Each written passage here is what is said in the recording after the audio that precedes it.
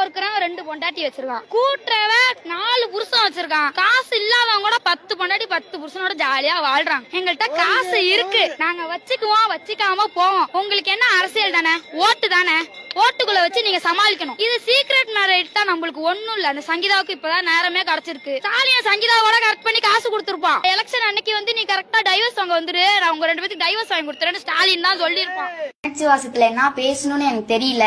நான் பெரியவங்களா அப்படி சொல்லிருக்க கூடாது, சிஎம் சார் அப்படி சொல்லிருக்க கூடாது, சீமான் சார் அப்படி சொல்லிருக்க கூடாது. தூய்மை பணியாளர்களுக்கு மட்டும் ஒண்ணு சொல்லணும். சொல்லுங்க. நான் பொதுவா வந்து சொல்லிருக்கணும். நான் அவங்கள குறிச்சு சொன்னது என் மேலதான் தப்பு. சொல்ல போனா எங்க பெரியம்மாவும் அந்த வேலை தான் பாக்குறாங்க.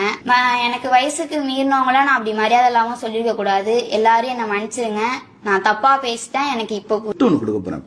அந்த கிஃப்ட் என்னன்னா, பெரியார் அவர்கள் எழுதின ஒரு புத்தகம், பெண் ஏன் அடிமையானால் அப்படிங்கிற புத்தகத்தை நான் உனக்கு பரிசா கொடுக்க போறேன்.